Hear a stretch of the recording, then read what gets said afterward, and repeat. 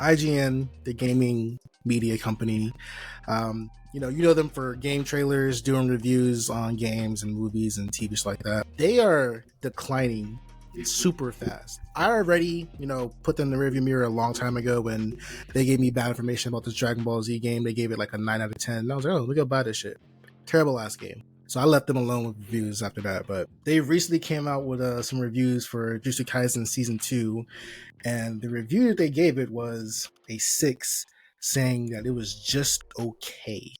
Now, Abdul, you watched Jujutsu Kaisen Season 2 with me, and I got to see your reaction live while it was happening.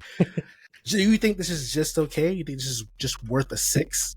No. I think Season 2 was way better than Season 1. It felt like a completely different show. I think the amount of surprises Season 2 had, especially with like the new characters that introduced, the tropes that it tried to ignore, like when what's his name's brother fought him with the blood power or something, I can't remember, in the bathroom. Yeah. That was fantastic. Like, I thought he was gonna win, and he did it. They're like, no, I don't care if he's the main character or not. Like, we're gonna watch him really fast and leave him left for dead. But it was moments like that where, and yeah, obviously killing some of the main characters and stuff I thought was really cool.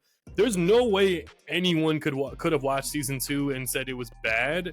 But I think what was happening was when Season 2 was airing, and I wasn't watching it while it was airing, I literally watched it. I watched Season 2 right when Season 2 ended. So like I kind of got to binge it through, right? I did remember, I even told you, like, seeing online the discourse about Jujutsu Kaisen, and for some reason there's a lot of anime like super fans out there complaining about the animation and complaining that like Mappa was being rushed to work. I think what IGN tries to do is always account for like the general population's opinion instead of giving what they think. Like, they think certain things are supposed to be rated a certain way. Like, they gave that Deathloop game a 10 out of 10 because it was a Bethesda game and Arcane or whatever made it or something like that. So they think like the general population thinks this. You're never going to see IGN's review like higher or lower than someone else. Typically, they're going to be right there, like whatever. Just to give some context on their rating, Echo, the Marvel show, episodes 1 through 3 got an 8. The One Piece live action Merle also got a 6 for just okay, and Loki season 2. What? I'm sorry, what? Got a 7 for just good. That's crazy. You brought up like what they're saying, but I want to bring up what they were actually saying about the show. So mixed reception. While praise for its action-packed scenes, the Shibuya arc was criticized for failing to service the plot and characters effectively. Shift from the series to arc's focus on continuous fights overshadows the series' unique blend of comedy, action, and horror elements. Lack of coherent storytelling. Despite the impressive action, the arc was criticized for nonsensical, emotionally detached. Now, I watched this with Abdul, and his feedback to me was like, oh, there are a lot of fights, but they're still telling a story while they're fighting.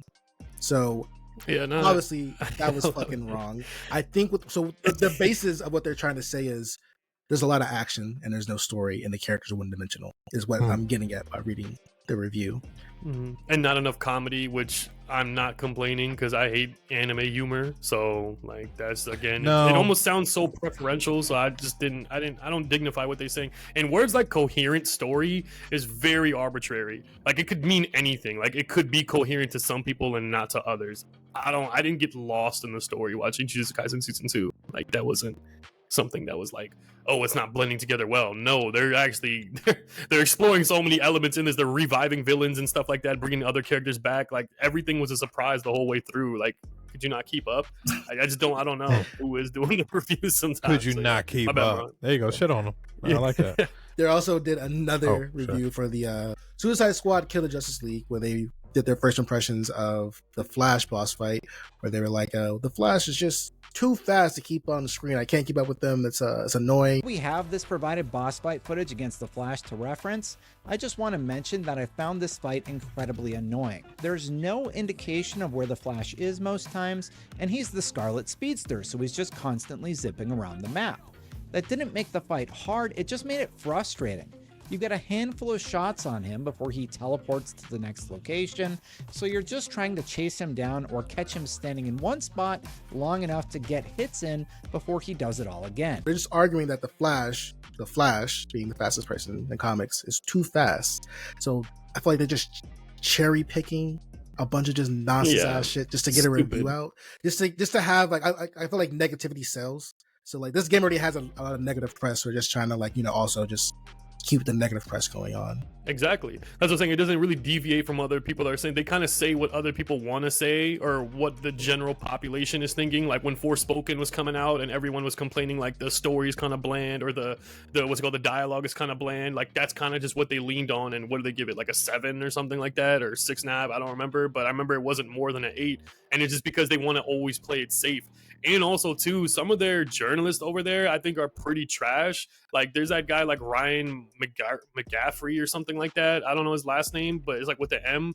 And he's like the Xbox fanboy, but he's a full-on like full-time journalist. And he's like praising Xbox's potential games that are coming out, but shitting on the games that are confirmed for PlayStation. And it's weird because you're a paid journalist, so you shouldn't really be a fanboy in any way. Like you should kind of be like you're working for like a gaming company that you should kind of like explore options. But now I'm already looking at your reviews. If you were to be on a PlayStation or like a multi-platform game, like I kind of know where your bias is, and you made it so obvious too, which is it's really cringy. But it's just, I don't know. I don't think they've ever been. I think we've seen like the rise of other people's opinions. I think things like movies and music is so unique to people. I do sometimes tune into an IGN review to see what was their insight. Maybe I think the same, but more times than not, it's usually not the case. Like it's usually not a perfect game that they gave a 10 out of 10 to ever.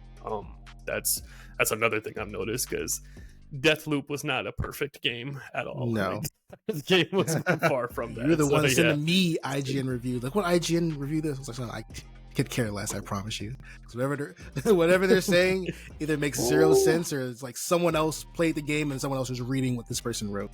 That's exactly what they're doing. Yeah, and I don't know if you watch any of their reviews on YouTube, but like the first comment is usually saying "surprise." IGN give it a 7 out of 10, guys. Like the first comment that's like highlighted is always like the person being mad, sarcastic, and annoyed of the review. They're like, "Guys, they praised the whole game, said it was perfect, but a 7 or something," or vice versa. They say it was terrible or something and give it like an 8 or some shit. Like, yeah, no, IGN is went down. Shout out to Game Ranks and everybody else out there that's actually giving real reviews. Shout out to the YouTubers. Yeah. Shout out to the YouTubers, yeah.